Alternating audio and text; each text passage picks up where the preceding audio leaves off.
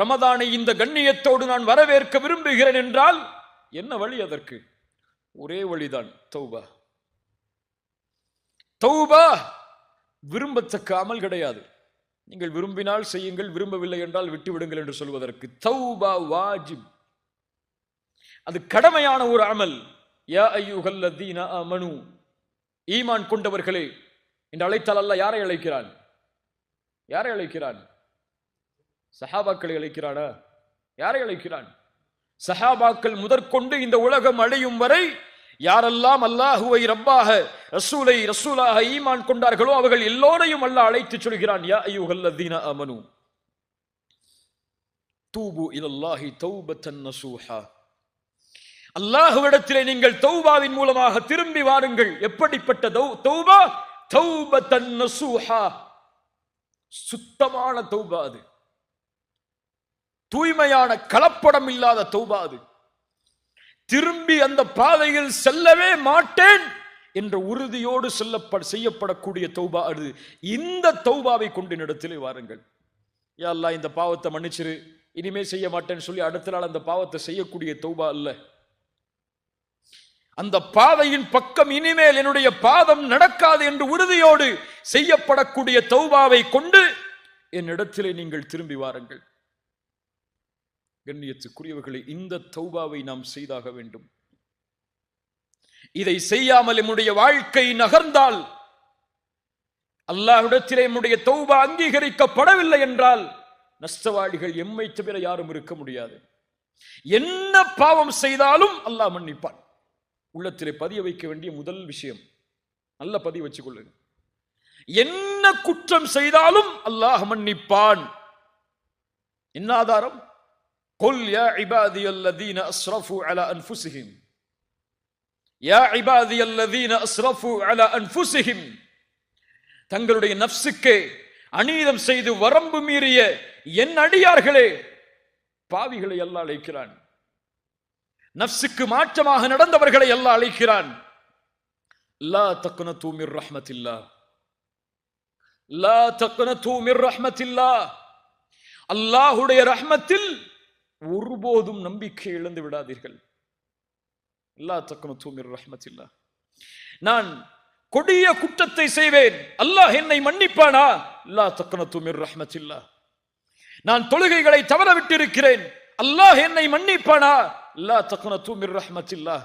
நான் கொலை செய்தேன், விபச்சாரம் செய்தேன், இன்னும் அல்லாஹ்வால் தடுக்கப்பட்ட எல்லா காரியங்களையும் செய்தேன், எனக்கு இன்னும் வாழ்வதற்கு ஒரு நொடிதான் இந்த பூமியில் இருக்கிறது, என் பாவங்களை அல்லாஹ் மன்னிப்பானா? லா தக்னது மிர் ரஹ்மத்தில்லாஹ். அல்லாஹ்வுடைய அருளில் ஒருபோதும் நம்பிக்கை இழந்து விடாதீர்கள். இன்னல்லாஹ யக்ஃபிரு ذுனூப ஜமீஆ. உங்களுடைய எல்லா பாவங்களையும் அல்லாஹ் மன்னிப்பான். யார் மன்னிக்க முடியும் அவனை தவிர என் பாவங்களை? என் தந்தை மன்னிக்க முடியுமா? தாய் மன்னிக்க முடியுமா? என் மனைவி மன்னிக்க முடியுமா? பிள்ளைகள் மன்னிக்க முடியுமா? என் பாவங்களை யார் மன்னிக்க முடியும்?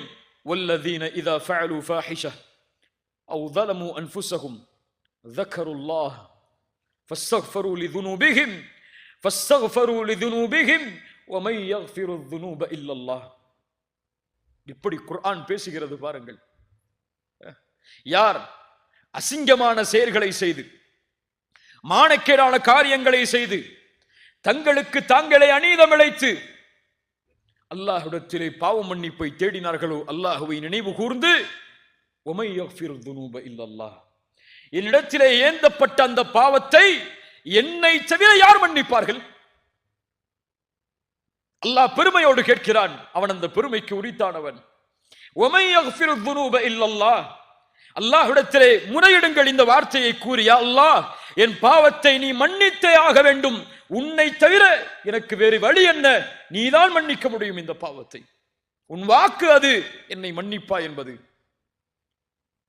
அல்லாஹ்வுடைய ரசூல் ஸல்லல்லாஹு அலைஹி வஸல்லம் அவர்கள் சொன்னார்கள், நிறைய பேருக்கு இந்த பழக்கமே இல்லை, அல்லாஹ் பாதுகாக்கணும். அவர்களுக்கெல்லாம் ரசூலுல்லாஹி ஸல்லல்லாஹு அலைஹி வஸல்லம் ஒரு பட்டம் சொன்னாங்க, அல் பகீல். கஞ்சர்கள் யார் என்றால், யாருக்கு முன்னால் என் பெயர் உச்சரிக்கப்படுகிறதோ, யார் அதற்கு ஸலவாத்தை கூறவில்லையோ அவர்கள்தான். அல்லாஹ் பாதுகாப்பானார். முஹம்மது ரசூலுல்லாஹ் உள்ளத்திலிருந்து அன்போடும் பாசத்தோடும் சொல்லுங்கள். ஏதோ நாவுகள் அசைக்கக்கூடிய வார்த்தை அல்ல அது. உள்ளத்திலிருந்து அன்போடு எழ வேண்டிய வார்த்தை அது. ஸல்லல்லாஹு அலைஹி வஸல்லம் அவர்கள் சொன்னார்கள், அல்லாஹ் ரப்புல் ஆலமீன் இன்னல்லாஹ அஸ்ஸ வஜல் யப்சுத்து யதஹு பில்லைல் லியதூப முஸ்ஸிஉன் நஹார்.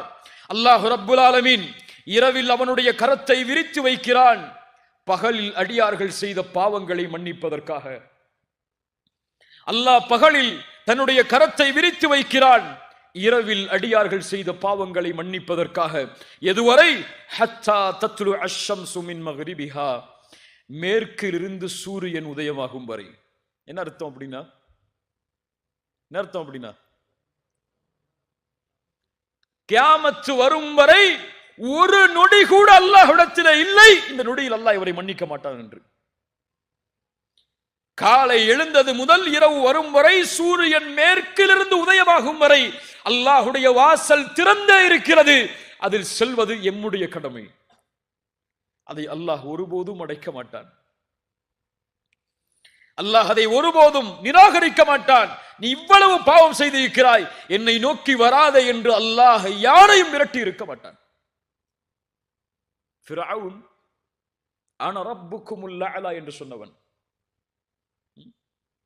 அவனுக்கு கலிமா மறுக்கப்பட்டது, அவனுடைய வாய் அடைக்கப்பட்டது. ஏன் தெரியுமா? ஒருவேளை அவன் கலிமா சொல்லி இருந்தால், அறிஞர்கள் சொல்லுகிறார்கள், இந்த கலிமா அவனுடைய பாவத்தை அழித்திருக்கும். அல்லாஹ் அக்பர். கருணையாளன் அவன், அவனுடைய கருணையை யாரும் எண்ண முடியாது. ரசூலுல்லாஹி ஸல்லல்லாஹு அலைஹி வஸல்லம் அவர்கள் சொன்னார்கள், அல்லாஹு லல்லாஹு அஷத்து ஃபரஹன் பி தௌபத்தி அப்தி. இந்த ஹதீஸை கொஞ்சம் கேளுங்கள். அல்லாஹ் அதிக மகிழ்ச்சி அடைகிறான். அல்லாஹ் அல்லாஹ் மகிழ்ச்சி அடைவது அல்லாஹ்வுடைய சிஃபத், அல்லாஹ்வுடைய குணம் அது. அல்லாஹ் லல்லாஹு அஷத்து ஃபரஹன், அதிகமான மகிழ்ச்சி அடைகிறான் ஒரு அடியான் அவனிடத்திலே திரும்பி வரும் பொழுது. ரசூலுல்லாஹ் உதாரணம் சொல்கிறார்கள். எப்படி தெரியுமா? ஒரு பாலைவனத்தில் ஒரு மனிதன் பயணம் செய்கிறான், தன்னுடைய வாகனத்தோடும் உணவோடும். பல ரிவாயத் சொல்கிறது, எல்லாவற்றையும் ஒன்றாக சேர்த்து சொல்கிறேன். வாகனத்தோடும் உணவோடும் தன்னுடைய பானத்தோடும் அந்த பாலைவனத்தில் பயணம் செய்கிறான். பாலைவனம் பற்றி நமக்கு தெரியும், அதனுடைய பயணம் எப்படி என்று. பயணம் செய்யும் பொழுது திடீரென்று களைப்பு வருகிறது. களைப்பில் ஒரு மரத்தின் நிழலில் ஓய்வெடுப்பதற்காக உறங்குகிறான். வாகனத்தையும் உணவையும் பானத்தையும் வைத்துவிட்டு விழித்து பார்க்கிறான். அவனுடைய வாகனமும் இல்லை, உணவும் இல்லை. என்னாகும்? பாலைவனத்தில் எதுவுமே இல்லைன்னா அவன் நப்சு சொல்லுகிறது, உனக்கு பசி வந்து விட்டது, தாகம் வந்து விட்டது, மரணம் தான் உனக்கு, இனிமேல் வாழ்வதற்கு அவகாசமே உனக்கு இல்லை, மரணத்தை எதிர்பார்த்து இங்கே உட்காரு. அவ்வளவுதான் அவன் நப்சு சொல்லுது. மரணத்தை எதிர்பார்த்தவனாக உட்காருகிறான், அப்படியே அசதியில் உறங்கி விடுகிறான். வாழ்வை தொலைத்து விட்டேன், இனிமேல் வாழ்க்கை இல்லை என்று அந்த உறங்கிய அந்த அடியான் மீண்டும் விழித்து பார்க்கிறான். அவனுக்கு முன்னால் தொலைத்த வாகனமும் தொலைத்த உணவும் அவனுக்கு முன்னால் இருக்கிறது. ரசூலுல்லாஹி ஸல்லல்லாஹு அலைஹி வஸல்லம் அவர்கள் சொன்னார்கள், அந்த நேரத்தில் அந்த அடியான் எழுந்தவுடன் மகிழ்ச்சியில் அல்லாஹ்வை பார்த்து சொன்னான், அல்லாஹும்ம அன்த அப்தி வ அன ரப்புக். இது குஃபுர். இப்படி சொல்வது என்ன அர்த்தம்? யா அல்லாஹ், நீ என் அடிமை, நான் உன் ரப். இது என்ன? ஷிர்க், இது குஃபுர் அது. ஆனால் ரசூலுல்லாஹி ஸல்லல்லாஹு அலைஹி வஸல்லம் சொன்னார்கள், அக்தஅ மின் ஷித்தத்தில் ஃபரஹ். வேண்டுமென்று அவன் சொல்லவில்லை. எப்படி வேண்டுமென்று அவன் சொல்லவில்லை, அவன் தவறளித்து விட்டான். மிக்க மகிழ்ச்சியில்,